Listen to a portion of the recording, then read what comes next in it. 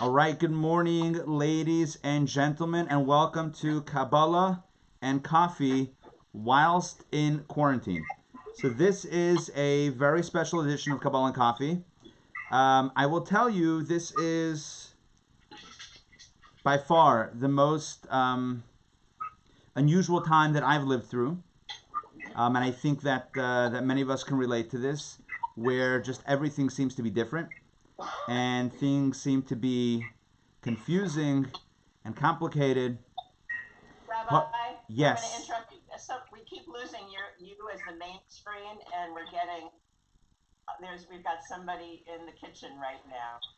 Not here. Okay, so here's what we want to do. So before actually, let's do a few technical details.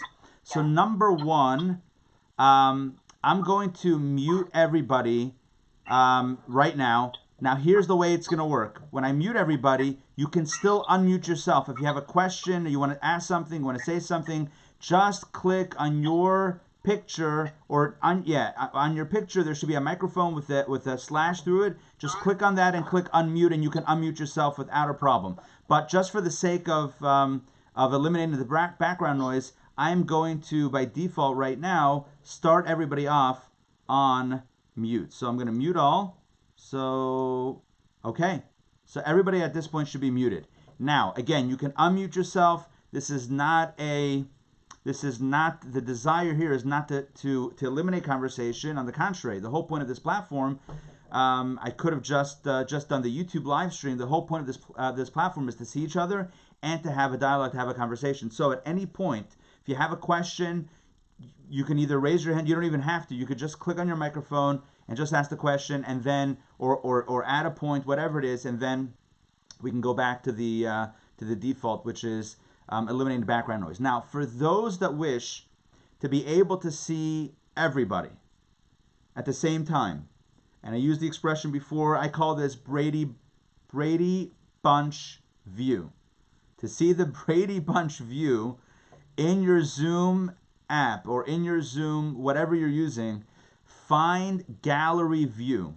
View this meeting in gallery view as opposed to speaker view. If it's in speaker view, then you're only going to see, then you're going to see whoever Zoom feels like it should focus on. So if somebody does say something or whatever, it's going to switch to that other person, although maybe because I've muted everybody, so maybe it'll stay on me. But if you switch to gallery view, and you can find that depending on your app in different places, if you switch to gallery view, then you are guaranteed to see everybody, including me, but also everybody else.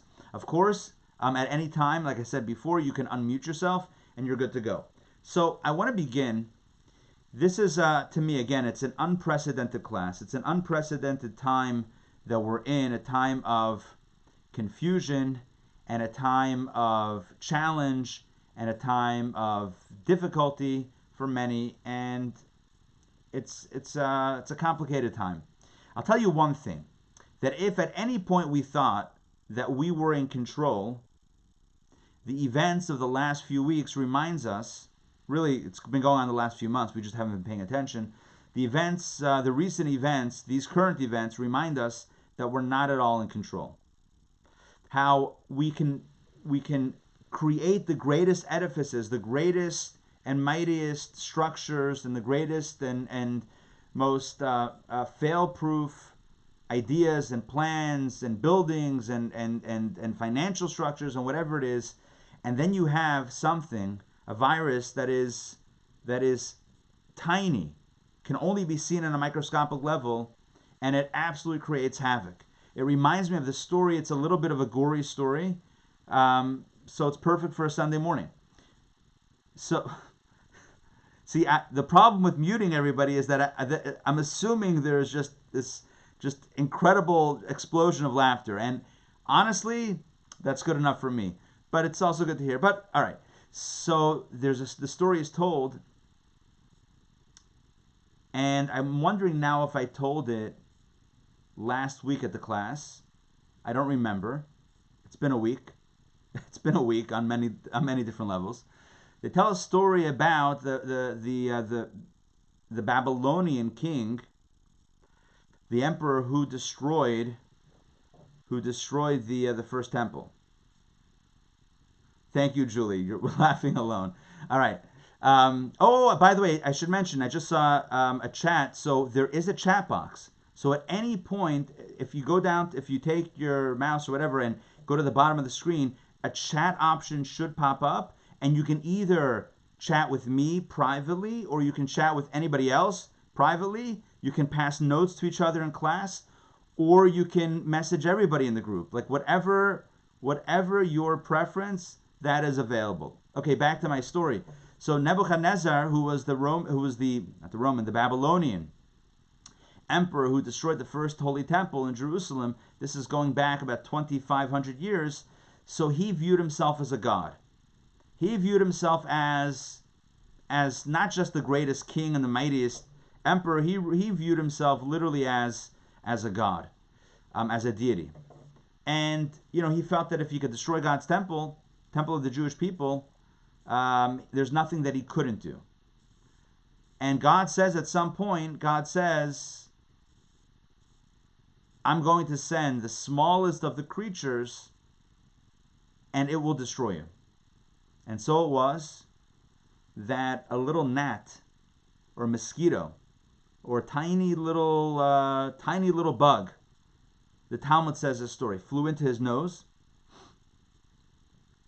and it began eating away at his brain. Like a parasite, began eating away at his brain. And it caused him such intense pain that he couldn't manage, he couldn't handle it. And then he walked by, I think it was a blacksmith's shop, and by the blacksmith's banging kind of jarred whatever bug was in his head, and it gave him some relief. So he hired this guy to constantly make noise for him so that he would have relief. And what happened? What happened is this little bug, this tiny little thing, got used to the noise and then resumed it's picking at his brain, it's eating at his brain, and eventually he died because of this. And the point of the Talmud is that people think that they're invincible, and God says, Nebuchadnezzar was a particularly evil individual, but God ultimately, the illustration from this point is, even someone who thinks that they are the mightiest in the world, that nothing can stop them, God says, not only are you not a god, but I'll send even the smallest creature, the smallest perceivable creature, and that can take you out. So I'm not suggesting that the point of all of this is to teach us some sort of lesson, but I will say that, because who can know the ways of the universe and why bad things happen, and we're not certainly justifying negativity and bad things. But what I will say is, at least for me, all of this has been a strong wake-up call to remember that ultimately we're not in control. That as much as we feel like we're in control, ultimately we're not in control. Which is really a statement about ego, which ties exactly into our discussion today. Ego is a good thing also. Ego is, it allows us to do what we need to do and allows us to accomplish what we need to accomplish, and it gives us confidence and motivation and all that good stuff. But ego is also detrimental, because ego tells us that we can do anything, that we're invincible, that we've solved all the problems, that we've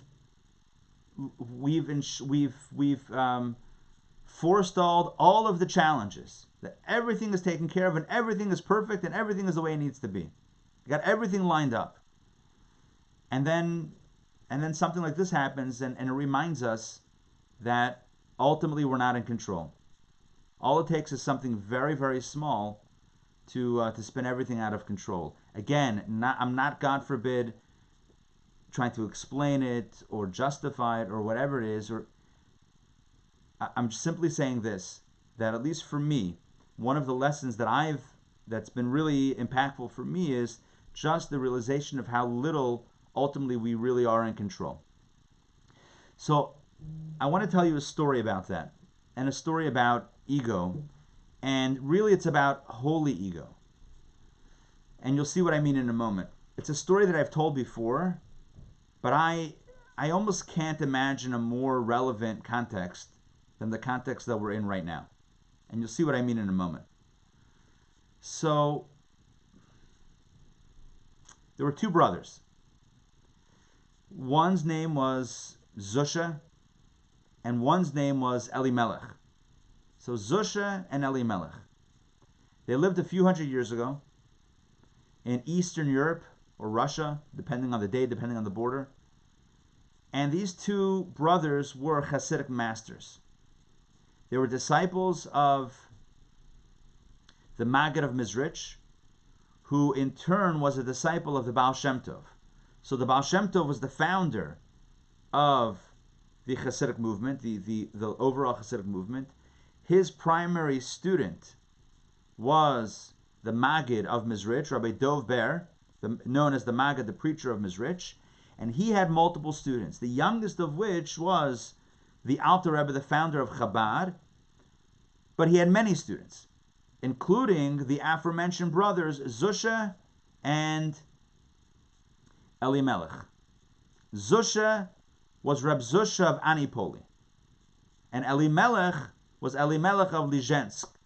Why were they attributed to two different cities? Because as they grew older, they each became respected leaders in those cities. Zusha in the city of Anipoli, and Elimelech or Melech in the city of Lizhensk.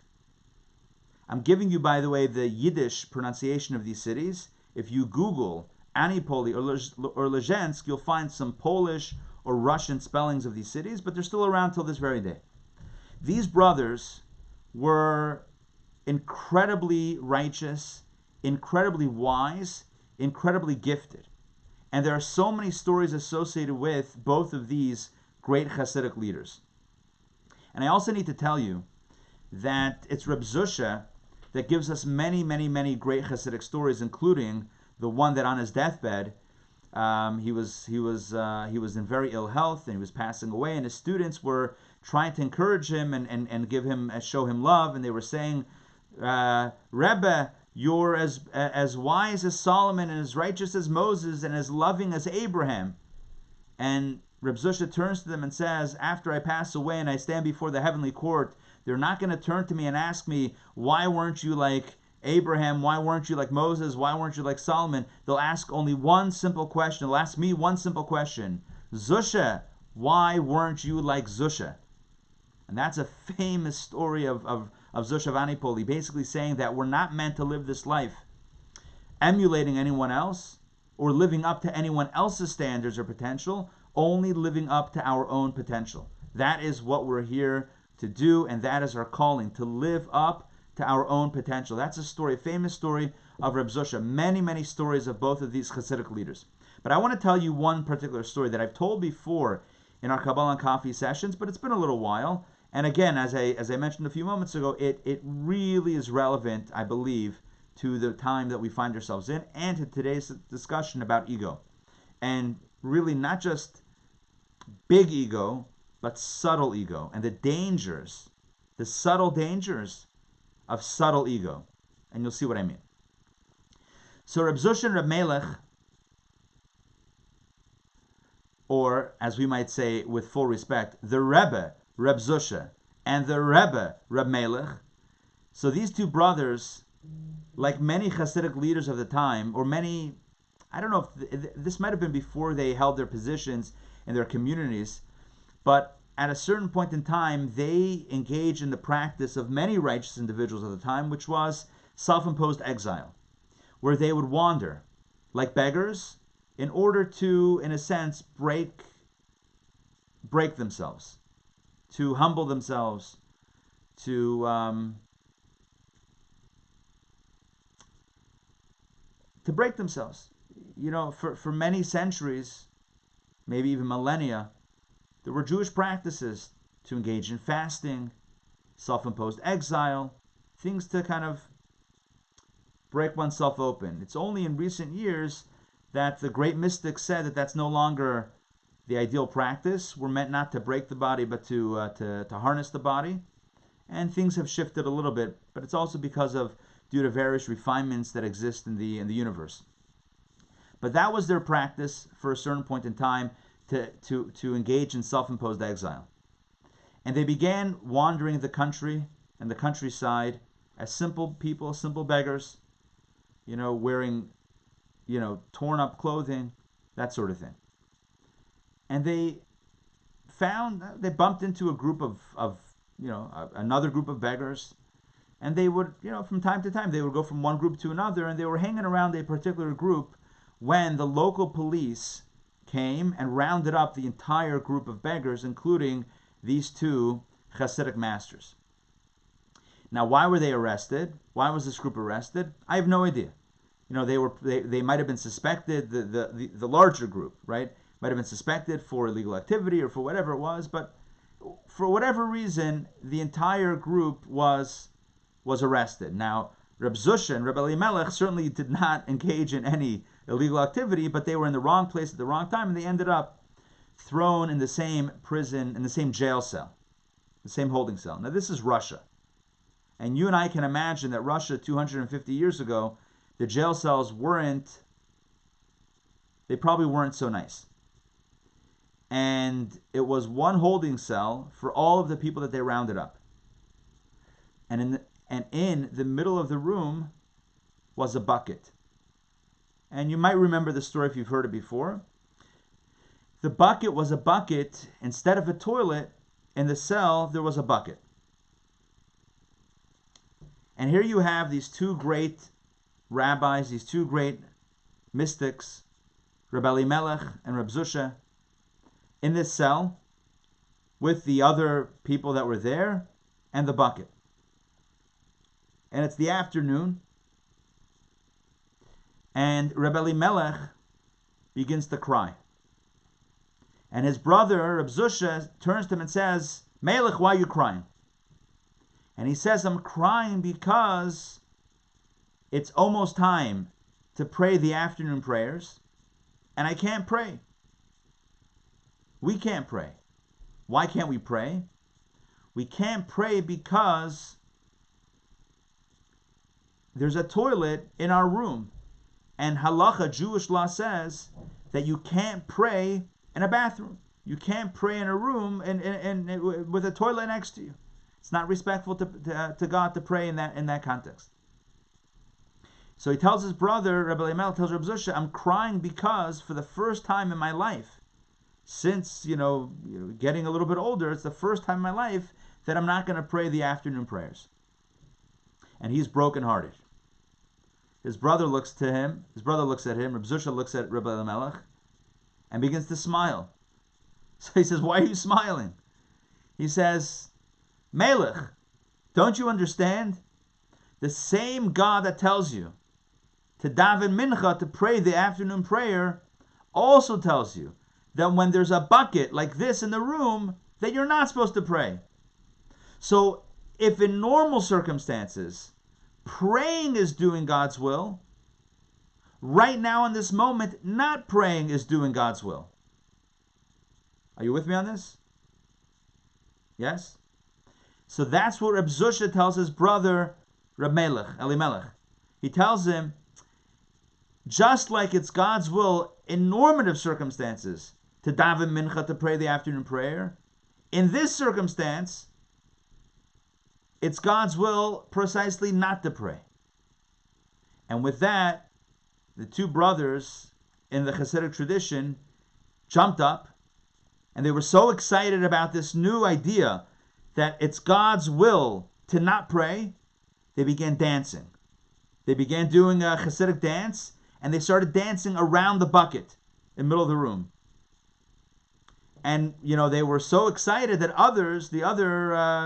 their jailmates, their cellmates, decided also to join. Some of them also joined the circle, and now you have a Hasidic dance around the cell. Well, the jailers, the wardens, whatever it is, the Russian jail people were not happy with anybody being too exuberant and too enthusiastic in a jail cell. That's not what was supposed to happen. So they quickly the jail officials quickly ran over to the cell and said, what's going on? And one of the people in the jail said, I don't know, these two Hasidic looking dudes, these two Jewish guys, are dancing around the pail in the middle of the room. So they said, dancing around the pail, they have to be meshuggah, and they probably did not use that word. So they said, yeah, but that's what's going on. So they said, no one's having this much fun in the jail cell. They went in, they opened the door, they took out the bucket, and they locked the door once again. And Rabbi Zusha turns to Elimelech and says, Jetzt ken men daven mincha. Now we can daven mincha. And that's the story. The story is, to me, one of the most powerful stories that I know in general, because it tells us so many things, including the dangers of holy ego. You see, Rabbi Elimelech of Lizhensk was genuinely brokenhearted over the inability to pray, to daven mincha. He was genuinely brokenhearted. And he felt that was a terrible thing. That was horrible. That was painful. He was crying. He was brokenhearted. What does his brother tell him? Reb Zusha tells Rabbi Elimelech, it's not about you. It's not about you. It's about God. What does God want from you at this moment? And God, at this moment, putting you in a jail cell with this bucket, clearly does not want you to pray. So if it's about you, so then you'll feel like your opportunity to pray is taken away from you.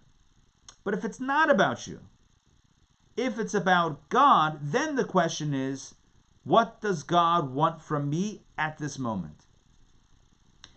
And as Reb Zusha tells Rabbi Elimelech, it's precisely to not pray in this moment. And that's why they both rejoiced. That's why they both danced. And I think this has a lot of significance to the times that we're in that, like I said before, we have a lot of plans, and we still have a lot of plans. We had a lot of plans, and we still have a lot of plans. And a lot of them are spiritual plans, even. What this is teaching us is the idea that sometimes God wants from us things that we weren't planning on doing. God wants from us a certain type of avodah, a certain type of service that maybe we wouldn't have drawn up. You know, if we were creating God in our image, we would assume that God wants us to speak to him. But sometimes God says, you know what? I don't want you to speak to me. I don't want that type of service. I want something else. I want you to get to a place where you totally let go of your ego, even holy ego, even the ego that says, I want to serve God. After all, wasn't that what Rabbi Elimelech of Lizhensk was saying? I want to speak to God and I can't, and therefore I'm crying because I can't pray. So this is what we might call, and I'm not judging Rabbi Elimelech of Lizhensk. Far be it from me to judge, but I'm just pointing out the simple idea, and that is typically the moral of this story that's drawn, is that when a person says, I want to serve God, there's still a trace of ego. And while the ego in this case is directed toward divine service, there's still a trace of ego there. It's I want to serve God, and if I can't, now I'm very upset. To give a completely different example, but related, imagine you're in synagogue, and the person next to you is talking to somebody else, to the person next to them, and they're disturbing your prayers. So how do you feel about that? You might feel upset, right? I'm not saying that it's okay to speak during the prayers and disturb other people. I'm not saying that. But what I'm also saying is, the question is, how much of that is ego and how much of that is really God? Is it really about God, or is it really about I'm getting disturbed and I don't like the fact how I feel about that? There's nothing wrong with feeling how we feel, but we should at least we have to be a little bit honest and really assess, where things are truly coming from. In the story of the brothers, Reb Zusha and Rabbi Elimelech, again, the moral of the story is how important it is to keep our eyes on the prize and to remember what it's really about. If it's really about God, then in certain circumstances, God does not want me to do X, Y, and Z. Even though I think that God would really love if I did this, God is telling us, I actually don't want you to do this. Now, in that story, it had a happy ending, right? So the bucket's removed, and they were able to pray as was originally Rabbi Elimelech's desire. But in life, it's not always so fast, so quick to transpire. I'll tell you another story, a related story.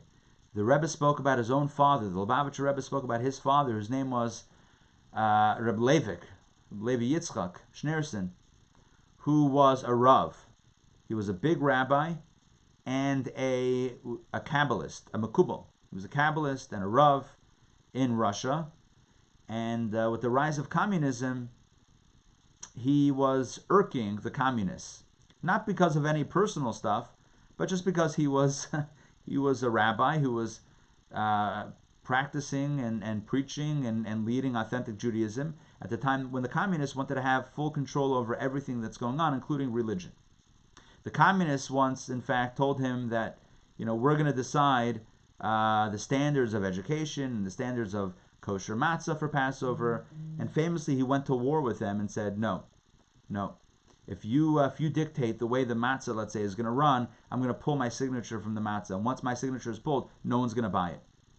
And he was able to get his way. But ultimately, they threw him into exile, into harsh exile. They put him in. They exiled him to, where was it? I don't know, some remote, Uzbekistan or I don't know, one of these very remote places in the world. But the problem was it was very disease filled. There was malaria and it was a lot of disease there, and he got very sick. The Rebbe's father got very sick, and even when and shortly after he was released from exile, he was already in such ill health that he not long after he passed away. Very, very heartbreaking story. When the Rebbe's father was first taken by the communists, when he was first arrested, so they took him and they took him without any of his religious materials, like his books or his tefillin, his phylacteries. They took him without any of that stuff. And the Rebbe once spoke at a Fabrengen and connected it with the luchos, with the tablets. So as we know, of course, there was a first set of tablets that Moses brought down the mountain that eventually that Moses broke, that he shattered when he saw the sin of the golden calf. And then, after God forgave the Jewish people for that sin, God gave Moses a second set of tablets. And in the Ark of the Covenant, in the Holy Ark, there were placed both sets of tablets. The second whole set of tablets, but also the first set of tablets that were broken, the shards. They picked up the shards, and they were placed for eternity in the Holy Ark and the Ark of the Covenant. And the Rebbe asked in a certain Fabrengen, connected with his father's, at the anniversary of his passing, his yahrzeit, the Rebbe asked the question, why is it that they preserved the first set of tablets, the broken pieces? You would think that that's, that represents a negative point in Jewish history. You don't want to preserve, in a relationship, you don't want to preserve the fights. You want to preserve the happy moments. Yeah, you go through ups and downs. Every relationship inevitably goes through downs, but you don't make a photo album of the downs, right? You don't make a photo album of the tension. You celebrate the positive and you work through the difficult times. So what's this business of preserving the first set of tablets that are emblematic, that are symbolic of the sin? The Rebbe gave a different explanation in this talk, again connected with the yahrzeit of his father, with the passing of his father. And the Rebbe essentially said that the message of the two sets of tablets in the Ark is that sometimes God wants your whole tablets, and sometimes God wants your broken tablets. Sometimes God wants your service in a beautiful way, wrapping tefillin, lighting Shabbat candles, studying Torah, giving tzedakah, charity, all of the wonderful things that we do. God wants that service. And sometimes God wants our broken tablets. For whatever reason, in a situation where we can't do what we really want to do. And we can't do what we believe is the right thing to do. and we can't do what is the divine thing to do. And that breaks us, and it breaks our heart. And there's no answer why. There's no real answer. Karen, you can just unmute yourself. Just hit the corner and unmute yourself. It's fine. I was going to do, can you hear me? Yeah, sure. I was going to do that, but I didn't want to do that before I gave you warning. This is my warning. No, everyone. This is not only to you, but for anybody. This is meant to be a dialogue and discussion. I've, by default, muted everybody just so that we don't have background noise. But at any point, if you want to add or share or ask a question, just unmute yourself and jump right in. Totally cool. And then afterwards, if you don't mind, just remute, just mute yourself again, just so again it's we don't have a lot of background noise. Yeah, Karen, go ahead. So I love this, but how are we to discern between this radical acceptance, right? Accepting that God is in control, that there are things we can't control, and that God sometimes wants the beautiful tablets or sometimes the broken tablets, versus whether or not God is testing us to fight a little harder for something, to push a little harder. Great question. Great question. So here's the simple answer. You fight as hard as you can, and when you can't anymore, or when it doesn't work out, then that's also a message. And the message is, this is what I have. This is what I have. Reb Zusha wasn't telling Reb Elimelech that you shouldn't try to get the bucket out. I'm sure they tried in their own way. The story that we have is kind of like the collapsed version of the story. It's the brief version of the story. Maybe they knocked on the bars and said, "Hey, do you mind taking out this bucket?" Maybe they tried, but at a certain point you realize that you can't. You're locked in. There are iron bars around you, and you just can't anymore. And at that point, what do? Do you, like Rebbe Elimelech did initially, do you break down and say, this is terrible? Or like Reb Zusha, do you say, this is exactly what God wants in this moment? And by the way, the end of that story is that it does change, and that the bucket is taken out, and they are able to pray. So I don't think it's a contradiction. I think we push as much as we can and as hard as we can to change, and we never stop pushing. But at the same time, we realize that if we're in this experience, in this moment, if this is what it is right now, the most honest thing I can say is that this is what I have. And this is what I am called upon to respond to in this moment. The most dishonest thing is to pretend or wish something else.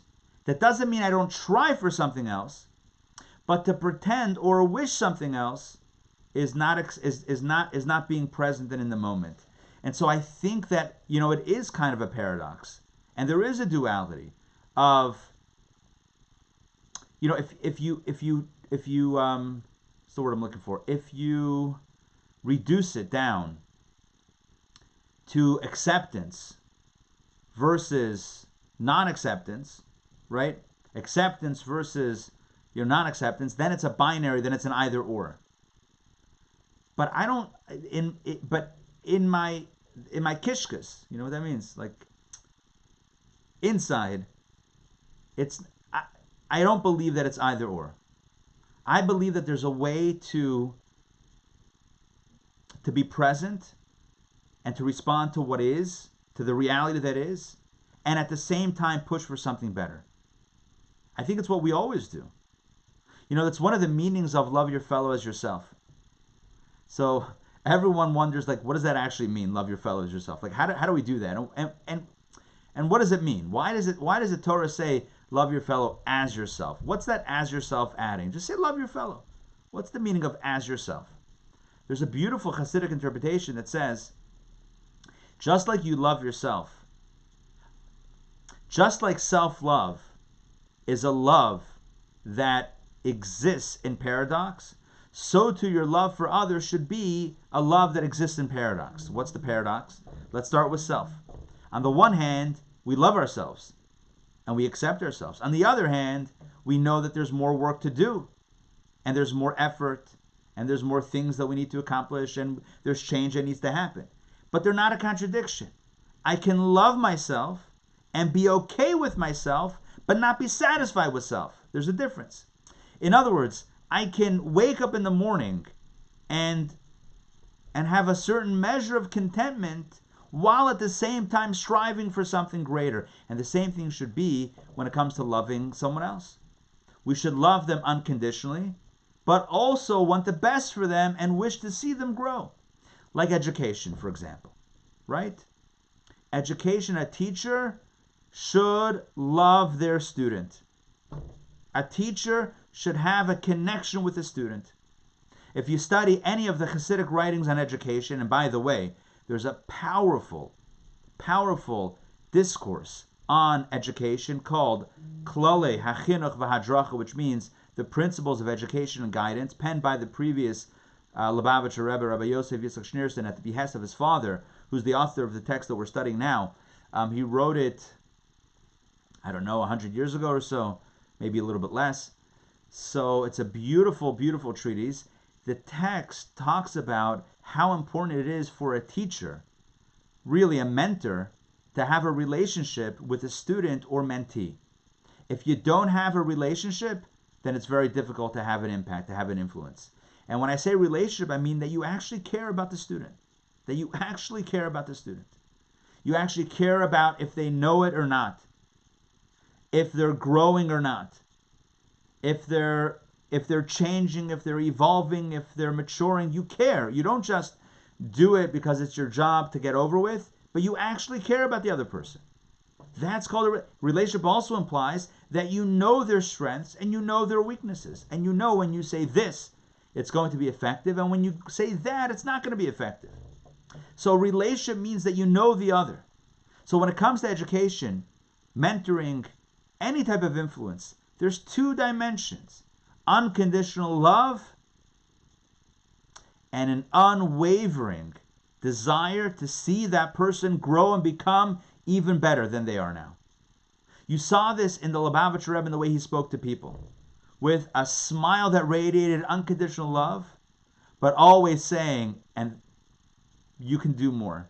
Sometimes you may have seen these videos where people report to the Rebbe about their accomplishments, what they did, and the Rebbe says, you expect me to be satisfied? With a smile, with a big smile. You expect me to be satisfied with that? Come on, you can do more. So it's coming from a place of love.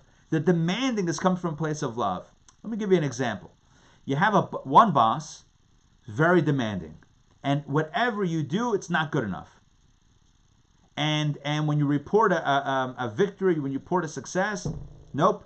You could have done this, you should have done that. Next time you need to do this, that, or the other. It's never good enough. No matter how successful, it's never good enough. How do you feel? Oh, wait, that's right. Y'all are muted. Okay, so, yeah. You don't, right, thank you. Are there emojis here? Reactions? There are reactions. Oh, thank you, Julie. Bad. Yes, you feel bad. Correct. You can feel free to use the chat box. You feel bad. It's not a good feeling. It's not a good feeling that every time you do something, you're told how it wasn't good or how it wasn't, what they wanted it to look like. That's not a good feeling. On the other hand, if everything that you do is perfect and great, then there's no room for growth. It's all good. It's already all good. So here we accept who we are and what we've done, but at the same time, we push ourselves to strive for something greater, for something more magnificent. Again, it's not a contradiction to accept and not accept at the same time. To accept ourselves or accept our circumstances, but at the same time not accept them. For example, somebody once asked the Lubavitcher Rebbe, why are we building Chabad houses if Mashiach is going to come? Right? If Mashiach is going to come and bring everyone together and elevate the spiritual consciousness of the universe, so then why are we still building synagogues and Chabad centers and all this stuff? It's imminent, it's happening. And the Rebbe brought the example of the Mishkan. Oh, it might have been even drawn from the section of Torah that we would have read in synagogues if the synagogues were open. that we would have read yesterday in synagogues around the world. Maybe some synagogues are open around the world. Hopefully, someone read it in shul with good health, where it talks about how the Jewish people traveled in the wilderness. And I mentioned this Friday on our daily Power Parsha broadcast on Zoom, and everyone's invited. Quick commercial plug: you can join me every Monday through Friday. So during the week, Monday through Friday, 12 p.m. to 12:15, 15 minutes from noon to noon 15, which is not a thing. Join me for daily Power Parsha and get some insights. But at the end of last week's Torah portion of Yaakov Pekudei, the end of the book of Exodus, it talks about how the Jews would travel in the wilderness with the Mishkan, with the portable sanctuary. How there was a cloud of divine glory that would rest upon the encampment, and when the cloud was resting, that was a sign to stay put. When the cloud lifted, they followed the cloud. And I joked. I'm telling you my joke. I joked that it's cloud, the first instance of cloud navigation. You know, GPS, God's positioning system. The first instance of cloud navigation was the way it worked in the tabernacle with the cloud resting or the cloud lifting. You know, they would either stay or follow the cloud. The Rebbe pointed out to this person that asked, why are we building if Mashiach is going to come? If we really believe and have faith that Mashiach is coming today, so why are we still building? Why do we have, what are we doing investing in the present if we believe the future is coming? And the Rebbe said the following: when they traveled in the wilderness, whether it was for a day or for 10 years, they did the same thing. They set everything down and they assembled the entire tabernacle, even if it was only for 24 hours. Even if by, in 24 hours they were going to pack up and leave again, they set up everything where they were. So they lived a dual existence. Where they were, they set up in the full measure. Even if there was no such thing as a temporary stay. Wherever they were, they invested the entire full energy and full spiritual presence. They set up the entire tabernacle, the ark, the menorah, the altar, the mizbeh, everything was set up. As long as they were there, they set it up. Whether it was for 24 hours or some places they stayed for many years. In those 40 years of wandering, they didn't wander all 40 years. Some places they were there for a while. No matter what they stayed, no matter what they set everything up. And the same message, the same thing is true for us. If we find ourselves in a certain place, if we find ourselves in a certain position, it means we have to fully invest where we are. At the same time, we have to have an eye for something greater, an eye for something beyond. So again, all of this is an elaborate way of responding to the idea or trying to encourage us to live the paradox. And by the way, it's okay to live a paradox because that God is found in the paradox. That's where, because paradox, the impossible is, when something's impossible, that's when God steps in the room and says, "You called me," right? Paradox is where God says, "Hey, I'm here. It looks impossible, but of course there's nothing beyond God." God is called Nimna Hanimna'is, which means the impossibility of all impossibilities. So it's precisely within paradoxes that we find the truly essential divine energy. And the same thing is true here. We're meant to, on one level, unpack where we are and set up and embrace our current circumstances. At the same time, push for something greater than our circumstances. Push for something that's better and greater. So we accept where we are and we don't accept where we are. And that makes perfect sense. In the Kabbalistic way of understanding, it makes perfect sense. Okay, so the message here is, what I really wanted to bring out is how even within the realm of holiness, there is a potential to have ego. There's a potential ego in everything, even when it comes to serving God. In the last several weeks of our Kabbalah and Coffee sessions, these sessions, we've been exploring two paths of meditation and two paths of avodah, of divine service. One is the joy path, and one is the broken path. The joy path is when a person feels enthused and excited and in love with God and wanting to get very close with God. That's the joy path. And the broken path is when a person feels brokenhearted, when a person feels unworthy, when a person feels distant from God and from purpose and from their own souls, really. And that breaks a person's heart, that really opens them up, and it can act as a catalyst for growth. Two completely different modalities of service. One from a space and meditation of joy, and one from a space and meditation of brokenness. Let me check in before I go further. Does what I'm saying make sense? Yes? Yes? Okay, I see thumbs up. Feel free to jump in at any point now that we're jumping into... oh wait, hold on, I see chat. Let me pull this up. Yes, okay.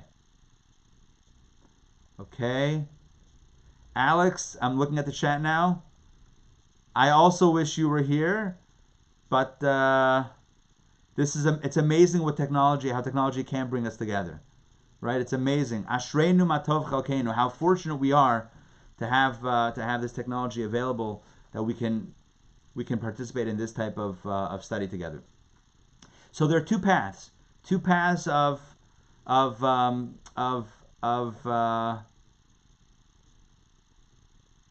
oh, hey Joanne. Hey, good to see you. Live from Texas. Hope you're doing well. Hope everyone is healthy and happy. Okay. I'm so happy to be here. Thank you for doing this. Pleasure. It's great to see you. It's great to reconnect. We have Joanne, we have Alex and Mariana. Amazing. And everyone else, of course. Local, national, international. It's great. Uniting the world with the study of Torah and Kabbalah.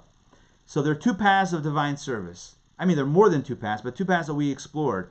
One is filled with joy and excitement and a desire to connect. And one is introspective. And it's called in Kabbalistic language, merirut, like marar. It's a bitterness or a dissatisfaction with self. I'm not where I need to be. I'm far from the truth. I'm far from my purpose. I'm far from God. I'm far from my potential. I need to get activity, but from a place of feeling the distance. So there's the closeness meditation, which is God is great and God is everything, and God is infinitely vast but close with me, and I feel so excited to be close with God. And then there's the broken-hearted meditation. In chapter 14, that was chapter 12 and 13. In chapter 14 of our discourse, and I'm going to pull up the text. We're going to see it together. We're going to be able to participate together. You'll see the text and we'll study it together. In chapter 14 of our discourse, which we're starting in a moment, it the whole point of chapter 14 is how it's possible that even when a person is serving God from a place of joy or from a place of brokenness, there might be a subtle trace of ego in that experience. Even as one seems to be serving God in the most beautiful way, there could be a trace of ego. And we have to be very careful. We have to be very careful when we're talking about ego, because ego can mess up a lot of things. Yes, somebody wanted to ask a question or make a statement? Me. Oh, hey, Sandy. Hi. So as we talk about it, I don't think it's intended this way, but it's not an either or, is it, at any one time? Or the way that it's kind of being laid out a little bit, but I don't think that's the intention, that it's either joyful or that. Correct. Right. We can be happy about our connection and be dissatisfied about our lack of connection. But really, the main point of chapter 14, which we're going to jump into, is when it comes to avodah, when it comes to divine service, with either path. And you're right, we live paradoxically. We can have, as it says in the book of Tanya, in the holy book of Tanya, we can have joy in one part of our heart, and we can have dissatisfaction or brokenheartedness in another part of our heart. Hearts can be our emotional state can be multifaceted and should be multifaceted.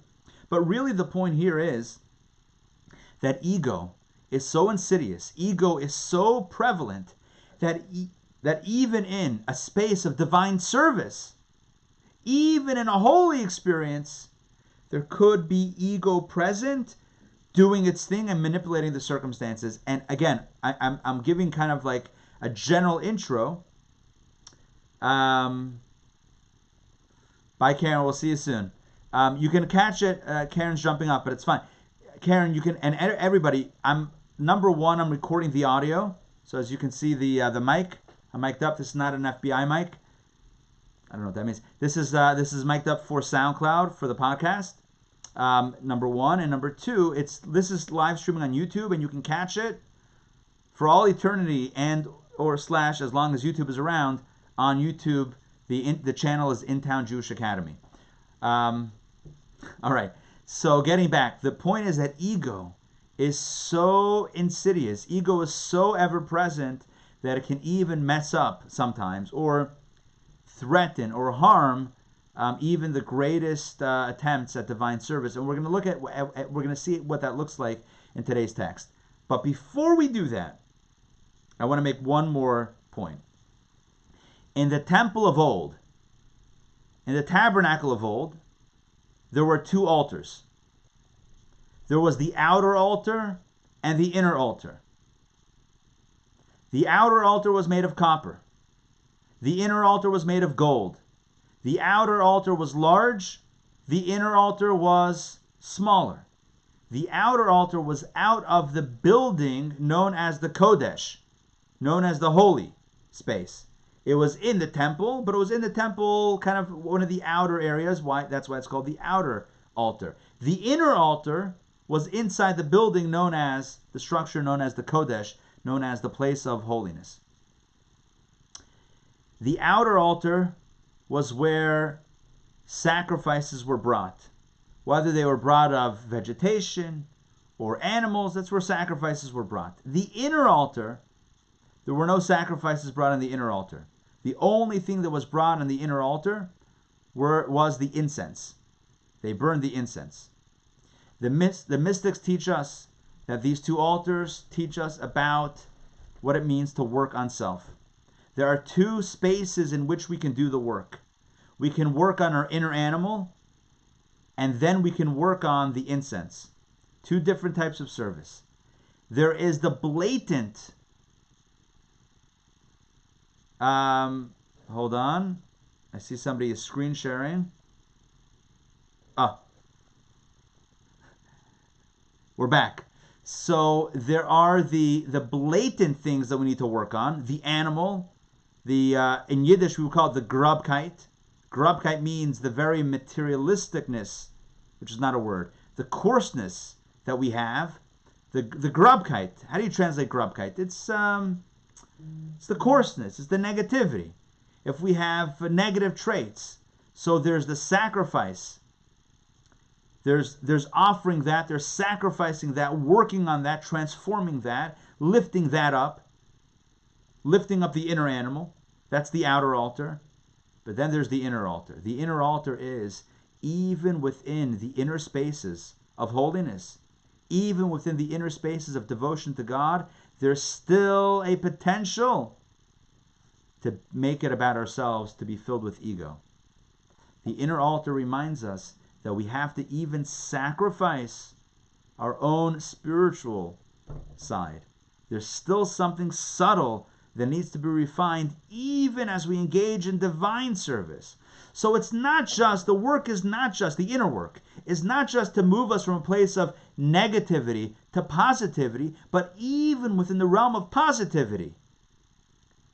There's positive, and then there's even a deeper level of positive. And it's always growing. But one area that we'll explore today is how ego can have its clutches even within, ego can clutch even within our divine service. So, without further ado, I'm going to pull up the text for today, chapter 14 of our text. The text is called in the original Hechaltzu. Hecholzu, it's the opening verse of our discourse about Moses and armies and Midian, and it's a whole, we talked about that not a long time ago. We talked about that at length, the context of this discourse. But you should know the whole point of this discourse is about the dangers of ego in pulling people apart. If you're watching this on speaker view, then you probably just see me. If you're watching this on the other view, which I forgot what it's called, what is it called? Gallery view, then you see everybody present. And really, gallery view versus speaker view is the difference between ego and non-ego. Maybe. I don't know. But let's run with this. Speaker view is one person. That's it. There's one person who's doing the talking or whatever it is, and that's. Gallery view is achdus. We're all together. We all have this unity. We're all in the same space. Yes, I've muted you and taken away all your ability to communicate. I'm kidding. I haven't. I'm joking. No, the idea of gallery view is that we can all see each other. We're all in this together. And that means there's an absence of ego. When there's ego, it splits us apart. When we get rid of ego, we bring the other person close to us. So let's look at the dangers of ego and how ego can even manifest in divine service. I'm going to share my screen right now, and you can see the text as it appears. Okay, you guys with me? Okay, guys, thumbs up if you can see what I'm seeing. Yes? Yes? Thumbs up? Okay. Let me make the screen a little bit bigger, just so that we don't have to strain our eyes to read. Okay. Chapter 14. Let's jump in. I'm going to read. And again, if you have any questions, feel free to use the chat box. It's probably going to be easier for me if you just unmute yourself and speak, because I'm going to be reading this text. I may not notice the chat box for a little bit. So really, just feel free to jump in with any questions or any clarifications, whatever it is. This is meant to be a dialogue. Chapter XIV, chapter 14. A person practicing either approach, as I mentioned before, whether the joy approach or the broken humility approach to avodah, to divine service, can still be filled with yeshus. Yeshus means ego, self-importance, and coarseness. And so here he says, he cautions that even if a person is serving God with joy or with a broken heart, a person could still have the presence of ego, which is self-importance and coarseness. Yeshus can certainly be, Yeshus, again, just, he's going to be using that term, so let's just get familiar with it. Yeshus means, Yesh means is, or Yeshus is like isness. So Yeshus means like an I, ego, the I asserting itself. So Yeshus can certainly be present when one follows the approach of joy. So when it comes to serving God with joy, he says, a person can certainly be filled with yeshus, with ego at that time. For he who loves retains his self-identity. Let me explain. I can see already how they translated it. I haven't looked at this translation yet. I prepared in the original Hebrew, but I can see already how it's not exactly what the Hebrew says. The Hebrew says, when it comes to love, there's oftentimes a yesh mi sha'ohev. There's an I that loves. When it comes to love, there's the I that loves. Does that make sense what I'm saying?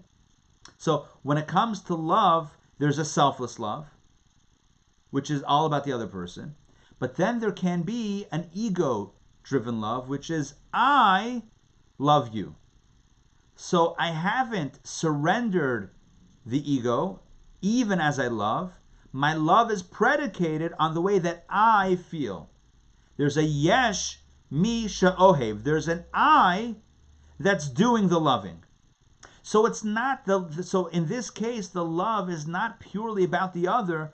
It's an ego-driven love, like the example that I've given countless times about the young student in yeshiva who was eating lunch in the cafeteria, which happened to be fish, and was eating this lunch with great gusto, upon which the rabbi, one of the teachers, comes by and says, do you enjoy lunch? And the student says, yes, I love fish.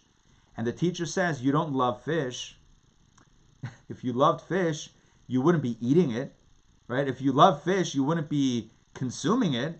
If you loved fish, you would be taking care of fish. You would be feeding the fish. You would be, I don't know, making fishy faces to the fishbowl. I'm thinking, like, should I do the fishy face? I feel like I should, but I'm not going to right now. Okay. Anyway, so so if you really loved fish, then you would be doing something for the fish. But if you just feel that your love of fish is driving you to eat the fish and to take the life of the fish, then that's not loving fish, that's loving yourself. And the fish happens to be the thing that makes you feel good, so you therefore are enjoying how it makes you feel, but it's still all about you. So when it comes to love, the challenge is it true love? Is it really loving the other? Or is it loving how the other makes you feel? And those are two different things. This is true in any relationship. Is it about the other, or is it about yourself?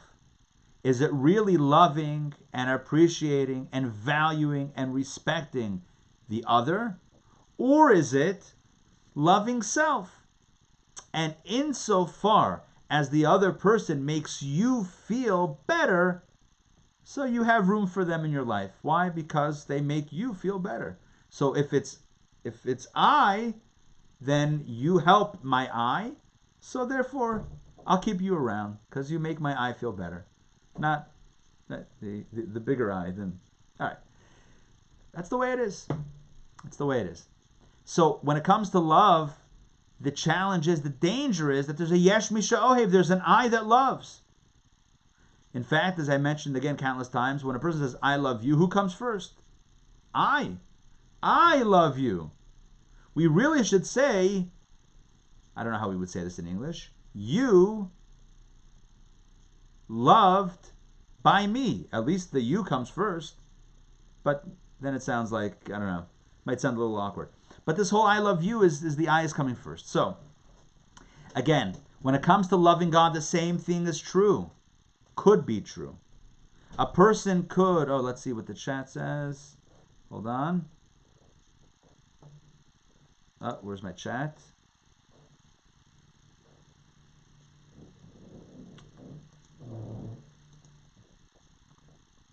Okay. So when it comes to love, the danger is that it could still remain a trace that it's about us. Even when it comes to loving God, even when it comes to loving God, we could have a trace of ego present. So that's what he says here. Let's go back inside. This is, if you look at my little cursor over here, right? I'm highlighting the text over there. Yeshus can surely be present when one follows the approach of joy. For he who loves retains his self-identity. The joy and excitement are consciously felt within his soul. So if I feel the love, number one, I'm not truly surrendered to God. If I feel it, if I consciously sense it, it means that there's me and God, and we're not merged fully. We're not fully merged. I'm still retaining a self-identity, an identity that loves. So there's still an ego present. But then he takes it a step further, and this is what I was saying a moment ago. Also, again, second to last line on page 27, also his love and his surging forth in his yearning for God are fulfilling his desire to be near God and cleave to him. So if it's about, I love God, I want to get close to God, I appreciate God, I want God in my life, wait a second. How much of that is about God, and how much of that is about ourselves and our own egos, spiritual egos? This is not the same thing as the body's ego of my soul, my purpose, my fellow human being, that I'm going to do something destructive in the name of greed or jealousy or anger or whatever. This is not the same thing. This is holy ego. Nonetheless, it's still ego. It can still be an ego experience. A person at the end of the day is serving God, is feeling close with God, is loving God. But bottom line, if the person is doing so and aware of it, it indicates ego. If a person wants the connection with God, again, why do you want it? Because you want to be close. Like the story of Rabbi Elimelech. Why did he want to pray the afternoon prayer in the cell? Because he wanted to speak with God. So it's good that his desires, his ego, was focused on God, but at the end of the day, it was he who wanted to pray. And his brother tells him, it's not about you, it's about what God wants. Don't think about yourself, even your spiritual connection. So when it comes to love of God, the question is, how much of that is about us? How much of that is actually about God? So again, also his love and his surging forth in his yearning for God are fulfilling his desire to be near God and to cleave to him. Top of 28. Self-love and self-consciousness are thus present in such a relationship. I wouldn't even say relationship. Yeah, well, relationship is good, but also avodah. Even in this divine service, it's called avodah, it's called divine service. The danger is ego is so insidious. It's so ever present that it can even have its tentacles. It can even have a grasp when we're serving God in a state of love and ecstasy. You're in love with God. You're feeling close with God. You're feeling God's majesty and God's presence and God's infinite nature and God's infinite closeness. All of that stuff that we spoke about in chapter 12. You're feeling all of it in a genuine way. And the message of chapter 14 is, 1 second, you still might be filled a little bit with ego, or it still may be driven by ego. Serving God from a place of joy and from a place of yearning for connection does not automatically mean that the ego is gone. The ego might be very much present, but focused in a holy way. Like I wrote in the Friday email about Kabbalah and Coffee, our weekly email about this class. And by the way, if you're not getting the email for the weekly class, now more than ever, it's important to get the updates and whatever, all the links. Email me. Rather not use the chat box, because at a certain point I may, when we end the meeting, I don't know if I can still see the chats. I might be able to, but I don't know for sure. But email me at my email address, rabbiari@chabadintown.org. Email me, and I will get you on the Friday list, on the Friday email list for Kabbalah. As I wrote in the email, so it's when it comes to. Oh, I wrote in the email about self-pity, but I started off by talking about how the evil inclination is so tricky that it presents itself sometimes with a halo. Sometimes the Yetzer Hara, the evil inclination, presents itself as pious, as righteous. So in this case, we have ego that's part of serving God, but it's still a little bit of ego there. So again, something to be careful of. It's not something that needs to be brought on the outer altar. It's not an inner behemoth. It's not an inner animal that needs to be brought up. But it's the subtlety. It's the incense. It smells good, but it's still a little bit self, a little bit ego. There's still something there to sacrifice, to lift up a little bit higher. Let's continue. I have a question. Sure. Question. Hey, Joy.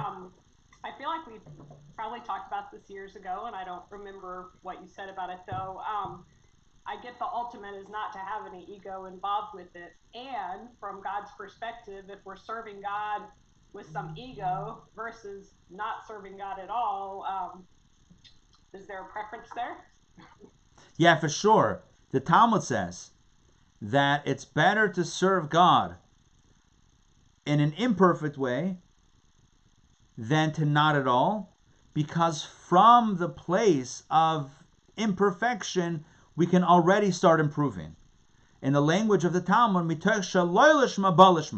from a place of maybe insincerity, we can come to a place of greater sincerity. And when it says insincerity, it doesn't mean complete insincerity, but even if there's a little bit of imperfection, it's always better to do it and then to grow within the realm of positivity than to say, well, if I'm not perfect, if I'm not doing it right, then let me forget about it altogether. Thank you for asking that question, because that's a very important caveat to this entire conversation. We should always do the service.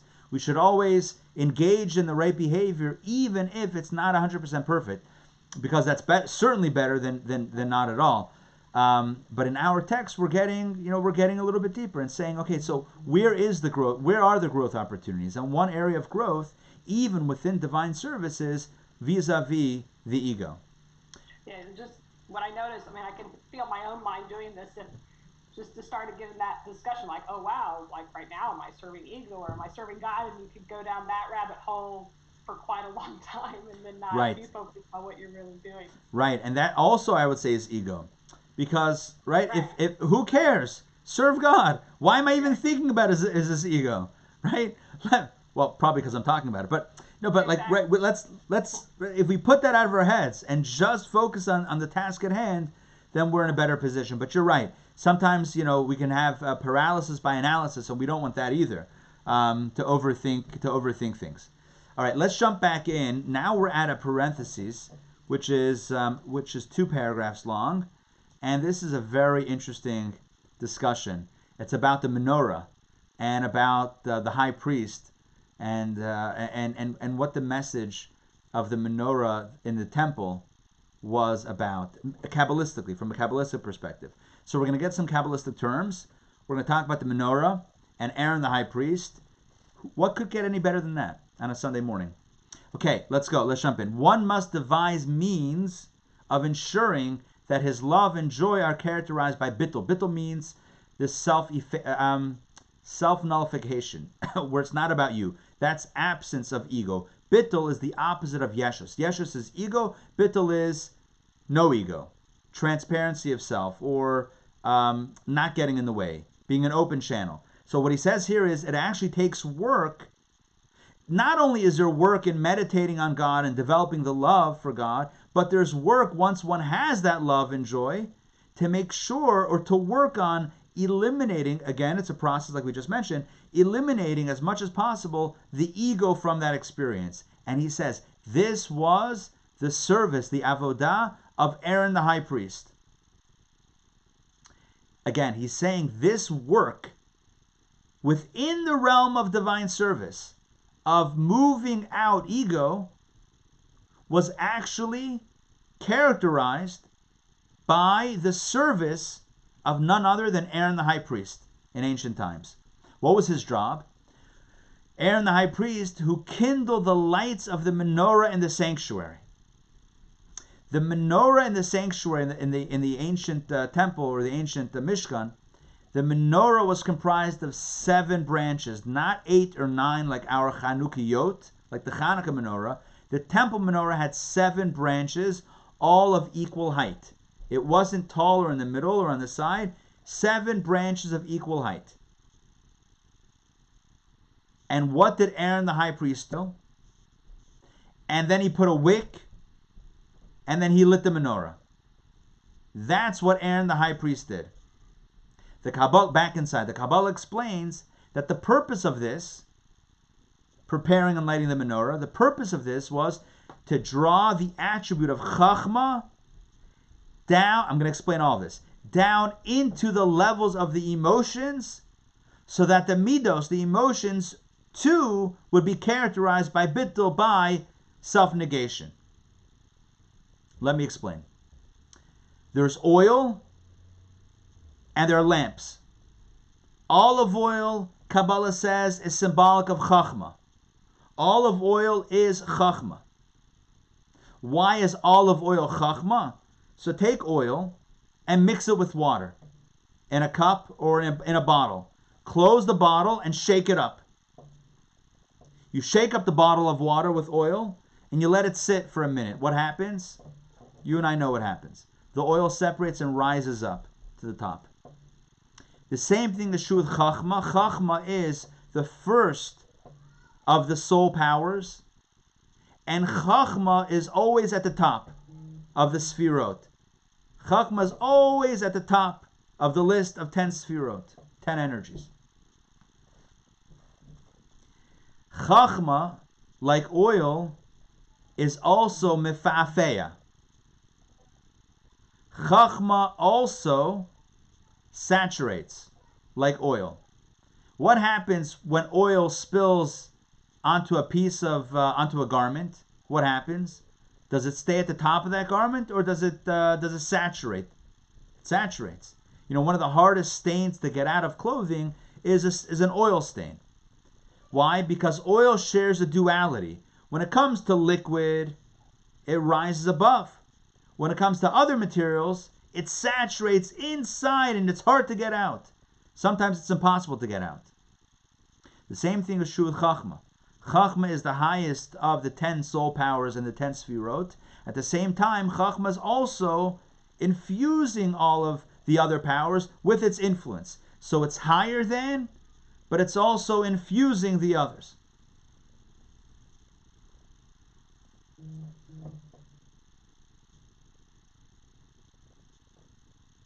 Hold on one second. Hold on. Okay. So what he's saying here is,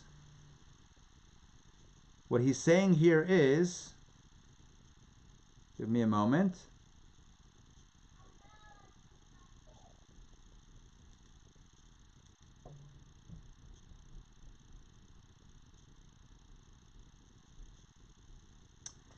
What he's saying here is that Chachma, the purpose of lighting the menorah was to bring down Chachma inside the 7 lamps. The 7 lamps of the menorah, I mentioned before, there were specifically 7 lamps of the candelabra.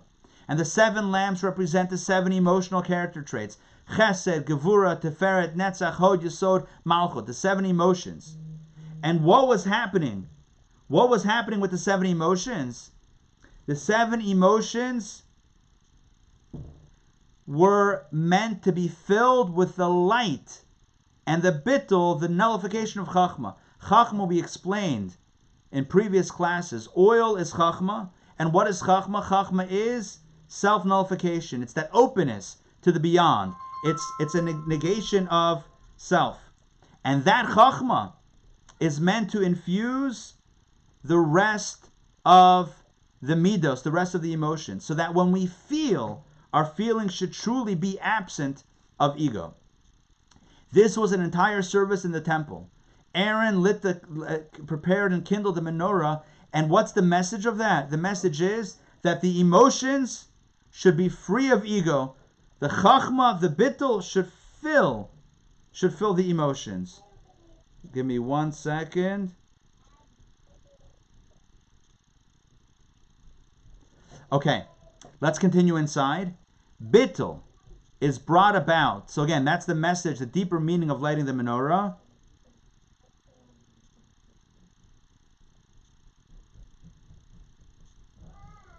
Okay, so the deeper meaning of lighting the menorah is that you are bringing, that Aaron was bringing the bittul, the self-nullification, into the emotions. Bittul is brought about by the revelation of a higher light. When one meditates on the greatness, exaltedness, and wonder of the Infinite One, a godly light shines within one's soul, and this light can bring about bittul. So if you're truly meditating on God, then you can truly bring this self-nullification into the experience.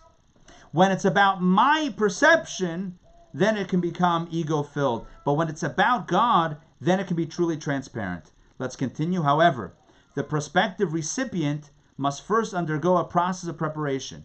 When he has prepared himself to experience the bliss produced by his awareness of the exaltedness and wonder of the Infinite One, his soul will be aroused in joy to cleave to him with love. So in other words, when a person is prepared to kind of surrender him or herself to God, then that meditation will bring about a sense of bittul, of this self-nullification. To achieve bittul, however, further preparation is necessary, as he mentions right now. The recipient must prepare himself to receive the godly light for its own sake, purely and not merely in order to delight in the feelings it produces. Such an approach allows the godly light that shines within his soul to produce bittul. Afterwards, even when he experiences the delight and excitement of joy and love, he retains the sense of bittul and self-nullification. So in this parenthesis, he says that when a person meditates on God, and a person is filled with the divine light, it's possible that can fuel ego. Look at me, I'm connected, I'm feeling in love, I'm infused with a divine light. In order to ensure that meditation of divine joy and love is truly marked by bittul, by self-nullification, the preparation for the meditation has to be in the right place, where I'm meditating on God, not to feed my own desire to connect, but purely about God and about meditating on godly ideals and ideas. So that is the way to prepare ourselves for this experience. Okay, that takes us to the end of today's session. It's 11 o'clock. We actually have another session that we're jumping on, the tefillin wrap, the communal-wide tefillin wrap. So we're going to be jumping on a different Zoom connection.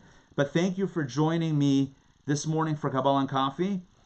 In summation, bittul means, self-nullification means that we're present and we're responding to what is in that moment at that time. It's not about us, it's about God. Whether it is a sense of relinquishing the need to be in control of a situation, or whether it's in the experience of love and meditation, it's all about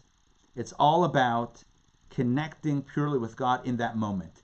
In this chapter 14, we're going to continue next week by looking at what that means for the meditation of brokenness, how even brokenness can be informed by ego, and how that's also something that needs to be worked on. None of this is to knock what we're doing, but just to encourage us to strive higher. And it's to also inform us about the dangers of ego. Great to see everybody this morning. Shavua Tov. Have a great week. Join us. This whole week we have programming. Twice a day, 3 times a day, classes, events, programs. Join me for more learning. And it's, again, great to see everybody. Shavua Tov. And we'll see you soon.